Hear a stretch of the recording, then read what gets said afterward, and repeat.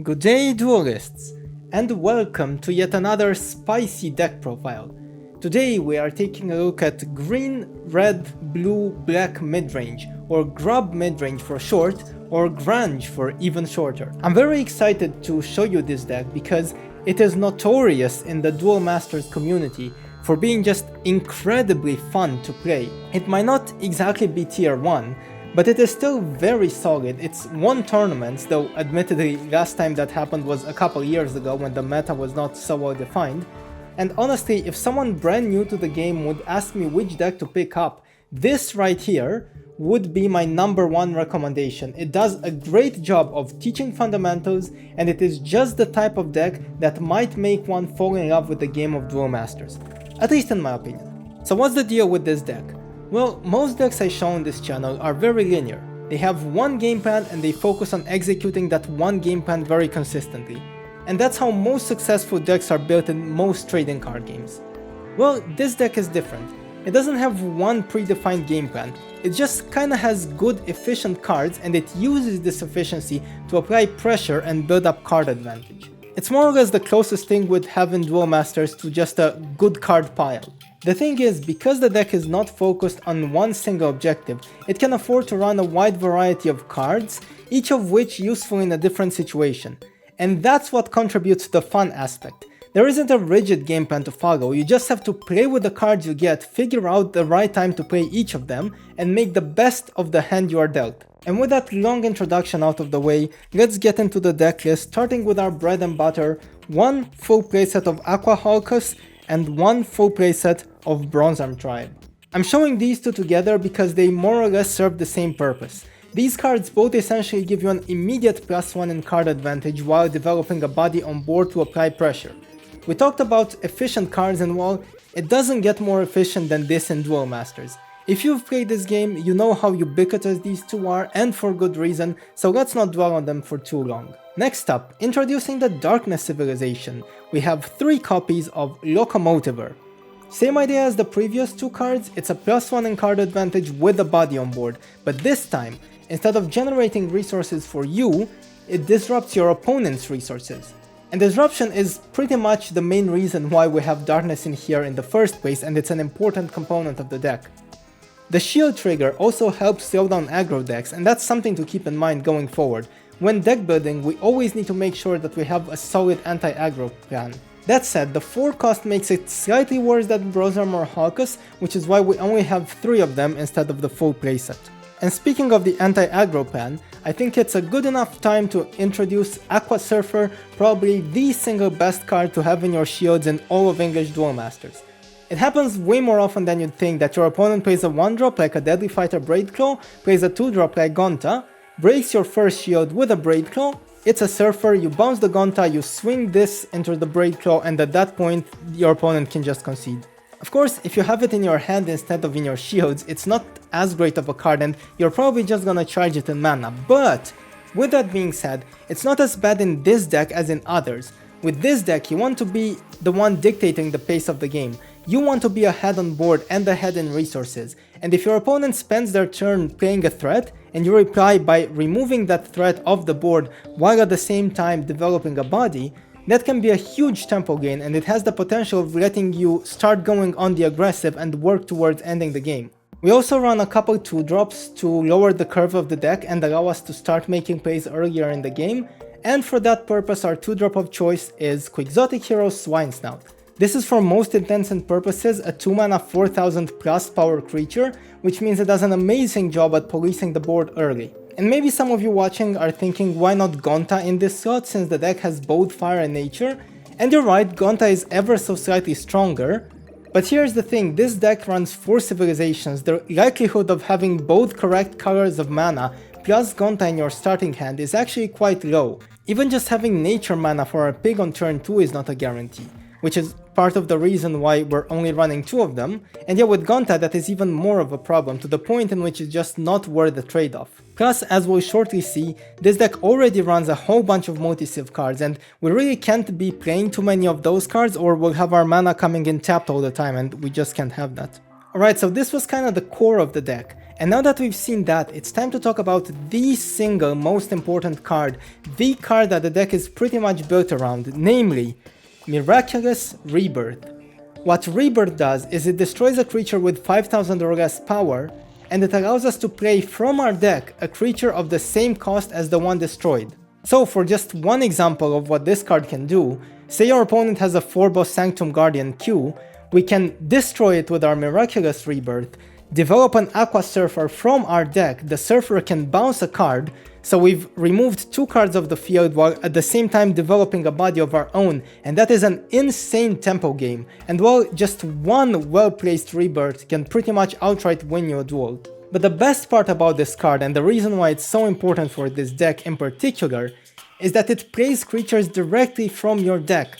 This means that we can fill our deck with very situational one-off creatures, and we can still use them without having to worry about the consistency of drawing them. It basically turns the entire deck into a directly accessible resource, a toolbox of creatures with very specific use cases. In fact, spoiler alert, big plot twist incoming. Every single card we're gonna talk about from now on is just a one-off. No more playsets of anything, which means that A, the deck is very fun to play, as I was saying at the start of the video, because well, you have different cards and different game plans for every situation, but also B, it means that we have a lot of unique cards to talk about, so we'd better get moving. But before we get to our creature toolbox, it's important to mention Soul Swap. This card allows us to swap a creature from the battle zone with one in our mana zone, and that's important because since we are running a whole bunch of very situational creatures, we are likely to charge them to mana quite often if we draw them outside of a situation in which they're good, and running Soul Swap means that we can get them out of the mana zone later when the situation does call for it. So Miraculous Rebirth turns your deck into a toolbox and Soul Swap turns your mana zone into a toolbox. That said, it's not as good as in control decks because we do have to give up a body on board for it, and with this deck we really care about our board presence. We usually use it to bring out a finisher, which is why we only run a singular copy in this version, although I could definitely see it being bumped up to 2 copies. Now let's do a sort of quick-fire run through all of these situational creatures that we keep talking about. King Riptide, it's a big body that can pretty much run over anything, while at the same time drawing a full 2 cards when played. This can help us restock our hand in the late game while acting as a big threat on board. You can also run Hawkeye Lunatron in this slot, it sort of achieves the same purpose, and it has the upside of being a double breaker, which is quite a big deal as we usually want to start being aggressive towards the end game. And it also has 6000 power, which means it's out of the range of our opponent's Miraculous Rebirths if they play that. But that said, the bump from 7 mana to 8 is very noticeable, so I still personally prefer Riptide, but either one can work. Next up, Thrashcrawler. It's a big blocker, helps with anti-aggro defense, but more importantly, it's yet another piece of mana recovery, which, as we were alluding to before, is very useful for this deck. The fact that it's on a creature body also makes it in a way better than Soul Swap, because it can be fetched by Rebirth, and 4 mana is quite a common cost for creatures to destroy. Next up, Coral, the Playground Killer. I've often said on this channel that Coral is a card that's good against bad decks, in the sense that against good decks you're either dead on turn 4 before it can even come into play, or you're facing cards with come into play effects that the opponent won't mind replaying if you bounce them. But that said, it's still situationally good. Sometimes you hit a Bometheus or some other big meatball, so having one copy for just those use cases makes a lot of sense, especially since, like we've said before, this one copy can be fetched by Miraculous Rebirth if needed. Ice Vapor. While it's on the board, your opponent must discard 1 card and destroy 1 mana every time they cast a spell, which means it can single-handedly absolutely demolish certain decks. Of course, against certain other decks it's completely useless, but situationally good, exactly the type of card this deck wants. Next up, another Darkness card, Photoside, Lord of Wastes, one of my personal favorites. So many decks nowadays include Light, be it for spell recursion and control decks, or for the Mystery-S engine, for powerful blockers, you name it, Photoside can just take care of all of that. And to round off the Darkness creatures, we have Trixio, Wicked Owl. This is probably the most unusual inclusion in the deck, and I can definitely see it being turned into maybe another Locomotiver. It's pretty easy to deal with it as it only has 2000 power, so it's not good often, but when it is good, it's really good, as it can completely lock your opponent out of the game. If you're ahead on the board and your opponent spends 4 mana playing a 4-drop and you rebirth that 4-drop to summon your Trixio, That's absolutely devastating and you're probably winning the game off that play barring some unlucky shield trigger hits. Next up, Bazat Gazio Dragon, the most expensive card in the deck at 8 mana, but a well worth it reward if you can get to it. It can once again basically lock your opponent out of summoning creatures since Bazat Gazio can just destroy everything they play. And that's actually one of the primary ways of stabilizing the late game against aggro, but it can also serve as a late game finisher as by that point your opponent might be low on shields and breaking 2 shields unexpectedly from hand can just about be that extra tiny push towards delivering the final blow. Continuing on with the Fire Civilization, Magma Dragon Jagalzor. The deck's main finisher, its Turbo Rush ability turns all creatures on the board, including itself, into speed attackers, making for some very explosive and spectacular finishes. Notably, 6 mana is not an uncommon cost to see for creatures in many decks. There's things like 4 Boss or Aqua Surfer like we've talked before, so it's not that unusual to summon this beast off of Miraculous Rebirth. You'll have situations when you have like 2 small bodies on the board, your opponent summons their 6-drop and they're like, okay, the board state is kinda even, then all of a sudden you rebirth their creature, bring out Jagalzor, put your opponent down to 1 shield by swinging with everything, their board is empty, your board is massive, and your opponent is just left there wondering how did this go wrong so fast, it's only been 1 turn. Anyway, moving on to our next creature, we have our boy, Pyrofighter Magnus. Once again a dual function creature, it can help you push towards the endgame by breaking shields, but it's also a really good tool for helping you police the board for early game control. This can pretty much read as a spell that says destroy a tapped creature with 3000 or less power. You may use this spell again next turn, so it's like a repeatable Crimson Hammer in some sense. This use case is especially prevalent in this deck as starving your opponent of resources is one of the things that you're aiming to do, and unlike most control decks, you don't have that much removal to help you do it. And speaking of control decks, Terra Dragon Archi de la Serna is a good answer to them. That was a smooth transition, huh? Anyway, de la Serna has the effect that when it's discarded, it is summoned to the battle zone instead, which, you know, it won't happen often since we're only running 1 copy, but when it does happen, it will pretty much win you the game on the spot. I mean, ideally by that point you already have a couple creatures developed, and you're applying board pressure, and getting a free double breaker, quote unquote speed attacker because it will be able to attack on your turn, should pretty much immediately enable you to go for the aggressive push and go for the win. Plus, like I said in my top 10 nature cards video, which you should watch, including De La Serna in your deck comes with the mind games aspect. You just have to show it to your opponent 1 time, like even charge it to mana game 1, and then for the rest of the match, even if you're not holding it, your opponent will always be paranoid, like, are they holding a De La Serna now? And they will be very cautious about discarding you, sometimes even causing them to charge their clamps or their lost souls, even if it would have been otherwise beneficial for them to play it. Moving on for our next creature, we have Rumbling Terrahorn, which allows us to search for a creature when played. Of course, since our deck runs so many one-off creatures, being able to search the deck and having access to them at the right time is an essential part of the deck, and Terrahorn is one extra way of doing that in addition to the Miraculous Rebirth. In fact, 5 cost is probably one of the most played costs of creatures in Duel Masters. You have things like Faliga, Mystria, Skysword and many more. So a very common play pattern is to use Rebirth to destroy one of those creatures, search out and play your Rumbling Terrahorn, and then immediately use Terrahorn's effect to search yet another key creature. The card advantage you generate this way is just through the roof. Another interesting creature to talk about is Cryptic Totem. It is a double breaker, and while it is tapped, your opponent cannot activate any shield triggers, so generally if this lives for a turn, you're going to be attacking with it, it is now tapped, shield triggers cannot be used, and you're probably winning the game from there. It just acts as an additional finisher to the deck.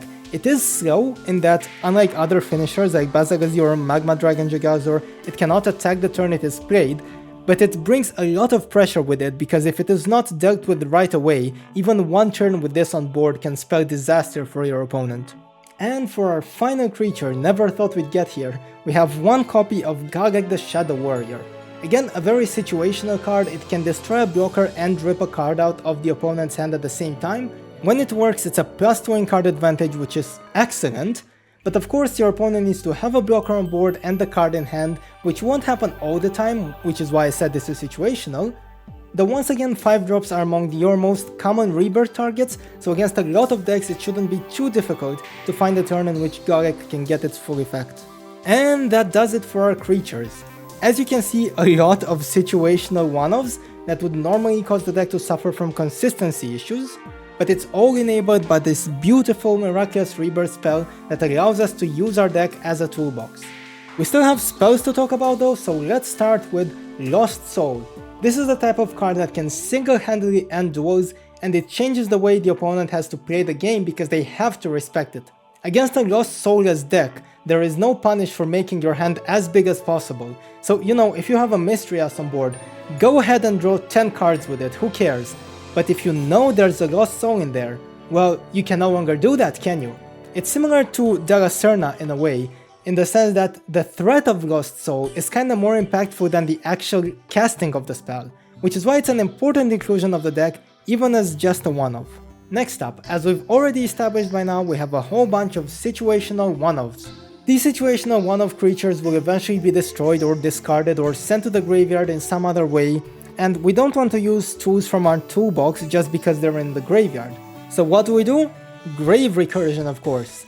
I have a copy of Corpse Charger in this deck. It fetches a creature from the graveyard and ramps you up, which helps you get to your finishers in Bazagazio Dragon, Jagalzor, King Riptide and such, but you can also run Morbid Medicine in this slot, as that one gets you 2 creatures instead of 1. On to some removal, we have a single copy of Volcano Charger.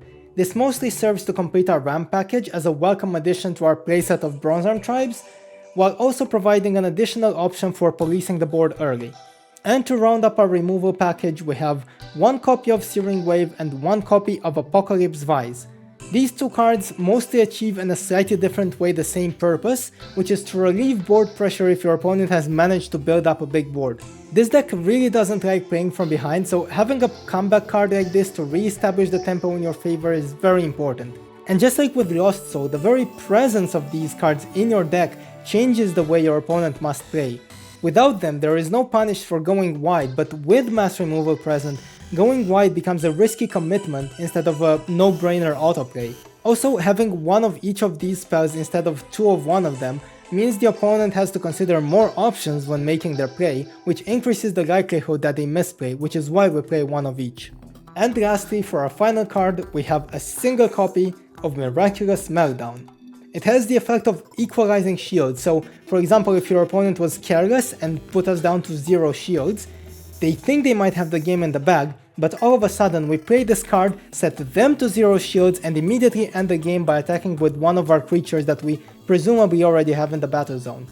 This is our silver bullet against aggro decks. Of course, the stars pretty much have to align for this to happen, like we need to draw this card and have it in hand, play against an aggro deck that's fast enough to break all of our shields but not fast enough to kill us before turn 6, have enough creatures on board to be able to end the game and pray our opponent doesn't have enough shield triggers in there to deal with said creatures, which is to say, it doesn't happen all that often. But when it does happen, it makes for an absolutely spectacular finish and it wins you games you had no business winning otherwise. High risk, high reward card, I think it's definitely worth the slot in this deck. And that's it. Wow, we actually did it. We actually went through every single card in the deck. One thing you might be wondering though is, okay Mr. Baza, that's all well and good, this all sounds good on paper, but how does the game actually play? It all looks very chaotic with all of these one-offs, so how does a game of Grange actually play out? Well, as I was saying at the start of the video, the great part about this deck is that all duels are going to play out differently from each other, but in general, you want to spend your early game developing your board, generating card advantage and disrupting your opponent, and at some point during the game, once you have enough advantage, you'll make a conscious decision of flipping the switch to go on the aggressive. You're generally aiming to have a couple of explosive turns in which you start converting your advantage into actual progress towards winning the game, i.e. breaking shields. That being said, the point in the game in which you flip the switch to this aggression will oftentimes not be immediately obvious, and it's in my opinion one of the main forms of skill expression when piloting this deck, and in Duel Masters in general. Knowing when to go and when to hold back is not easy, but it's honestly a great learning experience and you oftentimes don't get that with more streamlined and optimized decks. And I hope you now understand why I'm saying that this is the #1 deck I would recommend to a new player. There are so many lines, every duel feels fresh, and the deck does an amazing job of teaching you core concepts at all stages in the game, early, mid, and late. I strongly recommend that you try playing this deck at least once. I can guarantee you'll have an absolute blast with it. That's it from me, duelists. I really hope you enjoyed this deck profile, and until next time, take care.